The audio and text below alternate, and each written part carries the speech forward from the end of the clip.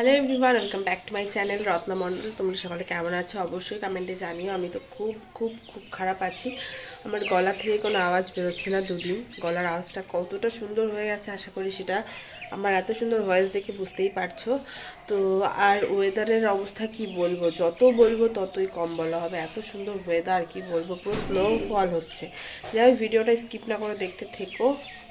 আজকে সকালটা শুরু হয় একটু অন্যরকমভাবে। আমি নিজেও ভাবতে পারিনি সকালটা এইভাবে শুরু হবে।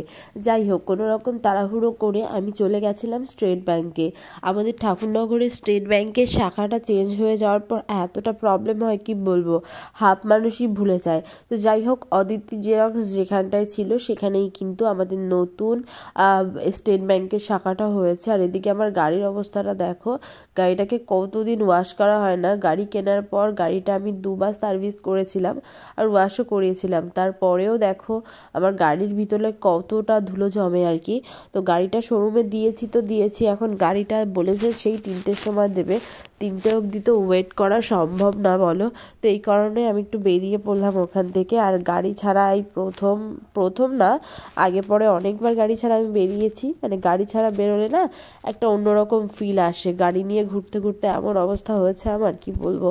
যাই হোক, গুটি গুটি পায়ে আমি একটু সামনের দিকে এগিয়ে যাচ্ছিলাম। আর সামনের দিকে যাওয়ার পথে দেখো এদিকে কিন্তু রাস্তার কাজ হচ্ছিল। আর রাস্তার কাজ হলে কি বলবো, কি যে অবস্থা হয়। অনেক দিন ধরে টোটোতে উঠবো করে আর টোটোতে ওঠা হয় না। ফাইনালি আজকে টোটোতে করে যাচ্ছি আমি। আর টোটোতে যেতে কার না ভালো লাগে বলো, আমার তো বেশ ভালো লাগে। তোমাদের কি আমার মতন টোটোতে চড়তে ভালো লাগে? একটা টাইম ছিল যখন আমি দিনে 2 থেকে 3 বার বাড়ি থেকে বেরোতাম, আর এই টোটোতে করেই আমার যাতায়াত হতো। আর এখন গাড়িটা কেনার পর গাড়ি ছাড়া কোথাও যাওয়াই হয় না। মানে মানুষ তো অভ্যাসে ভুক্তভোগী, যেমনভাবে অভ্যাস আমাদের টানে আমরা তেমনভাবে চলি। এইভাবেই নিয়ম, এইভাবেই চলতে হয়। যাই হোক, টোটোতে উঠে দেখো আমি টোটোর ধাক্কা খেতে খেতে বাড়ির দিকে রওনা দিচ্ছি। আর বাড়িতে গিয়ে আমার আবারও বেরিয়ে আসতে হবে, কারণ আমার আবার একটা কাজ আছে, সেখানটায় আমার 3টার মধ্যে পৌঁছাতে হবে। যেহেতু আমার 3টার মধ্যে পৌঁছাতে হবে, এই কারণে আমি আর লেট না করে একদমই টুকটুক করে বাড়ির দিকে রওনা দিয়ে বেরিয়ে পড়বো সেই চিন্তাভাবনাই করেছিলাম। হেঁটে হেঁটে যাচ্ছি, কারণ ছোটো খাল থেকে আমার বাড়িতে হেঁটে যেতে প্রায় হাঁটা 10 পা লাগে, মানে 10-15 সেকেন্ড লাগে। আর এদিকে চিকেন নিয়ে যাচ্ছিলাম। বাড়িতে তো গেছিলাম, বাড়িতে গিয়ে ভিডিওটা একদমই কন্টিনিউ করা হয়নি। যেহেতু ভিডিওটা কন্টিনিউ করা হয়নি তার জন্য আর সবটা শেয়ারও করতে পারিনি। বাড়িতে গিয়ে একটু ফ্রেশ হয়েছিলাম, দেন ঘরের কাজবাজ কমপ্লিট করে আবারও বেরিয়ে পড়ি। কারণ তোমাদের তো আগেই বললাম যে আমার একটু কাজ রয়েছে, সেই কাজ করতেই দেখো ব্যাগ ট্যাগ নিয়ে যাচ্ছি। মুখের অবস্থা খুবই খারাপ, গাড়িটাকেও আনবো। আর গাড়িটা আমার দেওয়ার কথা ছিল হচ্ছে সেই 3:30-টের সময়। তো এই যে টোটোতে, মানে আবার আমার টোটোতে উঠবো, টোটো চলে এসে টোটোতে করে আমি এখন যাচ্ছি হেলতে দুলতে। বাট বিষয় একটাই, সেইটা হচ্ছে আমার গাড়িটা বলেছিল সেই দেবে তোমার 3:30 থেকে 4টের মধ্যে। এখন হঠাৎ করে সে তার ডিসিশন চেঞ্জ করে, কারণ আমার গাড়ির কিছু পালস দরকার ছিল, যেগুলো কিনা ছিল হচ্ছে বনগাঁতে।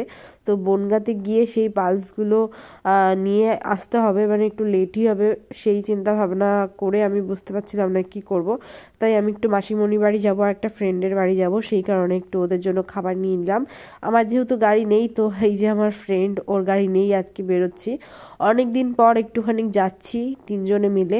3জন কে কে সবটাই শেয়ার করছি, তার আগে ভিডিওটা দেখতে থাকো। তো 3জনে মিলে টুকটুক করে যাচ্ছিলাম জামদানি দিয়ে গাড়িটা নিয়ে। বাট এখন না গোবরডাঙ্গা জামদানিতে প্রচণ্ড পরিমাণ গাড়ি ধরে। তোমাদের কার কার গাড়ি ধরেছে কমেন্ট করে জানিও, আর কারা কারা যেতে ভয় পাও সেটাও জানিও। তো আমি তো এখন টুকটুক করে সামনের দিকে এগিয়ে যাচ্ছিলাম। আর এই যে 3 দিন এত বাজে ওয়েদার, কি বলবো। সকাল হলে কুয়াশা থাকে, সারাটা দিন কুয়াশা থাকে, সন্ধ্যার সময় ঠান্ডা দেয়। মানে বিষয়টা কি, চাইটা কি সেটাই বুঝতে পারছি না। যাই হোক, দেখো এখন কিন্তু বাজে সবে 4টে, কিন্তু ওয়েদার দেখে মনে হচ্ছে বাজে 6টা।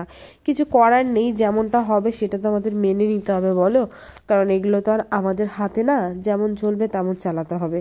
তো এইভাবেই আমি হচ্ছে যাচ্ছিলাম আজকে, মানে 3জনে মিলে চলে আসলাম আজকে বাওড়ে। অনেক দিন পর বাওড়ে এলাম, বাওড়ে সেইভাবে আসা হয় না। আজকে এসে বেশ ভালোই লাগছিল, সুন্দর একটা মোমেন্ট আমরা এখানে বসে উপভোগ করছিলাম। তো দেখতেই পাচ্ছ খুব সুন্দর একটা জায়গা। আর তার থেকে বড় কথা যে এই যে লাইটের যে শেডগুলো না, এই জিনিসগুলো কতটা কালারফুল লাগে একটু দেখো জাস্ট তোমরা। আর এদিকে আমি বসে বসে ঝিমাচ্ছিলাম। আর আমার যেহেতু আজকে সারাটা দিন প্রচুর খাটাখাটনি হয়ে গেছে, সেই কারণে আর ভালো লাগছিল না। তো এবার বলি আমরা কে কে এসেছিলাম। আজকে আমি, উমা আর পূর্ণিমা, আমরা তিনজনে এসেছিলাম হচ্ছে একটু কেনাকাটা করার জন্য। তো সেই কেনাকাটা করার আগেই ভাবলাম যে একটু সুন্দর করে ঘুরে নিই, কারণ যদি না ঘুরি তাহলে পরে কেনাকাটা করতে লেট হয়ে যাবে। আর লেট হয়ে গেলে এদিকে আবার ফটো তুলতে ঝামেলা হবে। তো সেটা ভেবেই আগে আমরা একটুখানি মানে বাওরে গিয়ে আড্ডা ফাড্ডা দিলাম। দেন চলে এলাম হচ্ছে স্টেশনে। দেখো এখন প্রায় 5টা বাজতে যায়, যখন বাওরে গেছিলাম তখন 4টে বাজে। তো এখন এখান থেকে একটা ঘড়ি ডিসাইড করছিল উমা। ঘড়ির কালেকশনগুলো খুবই ইউনিক, খুবই সুন্দর কালারফুল ঘড়ি। দেখো কোনটা থেকে কোনটা, মানে প্রত্যেকটা কালারফুল ঘড়ি।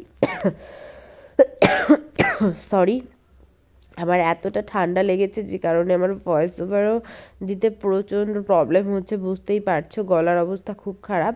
তাও ভিডিও পোস্ট করতে হবে এটা ভেবেই ভিডিওগুলো করা তোমাদের জন্য, একটুখানি কম্প্রোমাইজ করে নিও। আর এদিকে হচ্ছে আমার মুখের অবস্থা দেখতে পাচ্ছ কত বাজে খারাপ অবস্থা, ট্যান পড়ে পড়ে আমার মুখটা পুরো বাস হয়ে গেছে।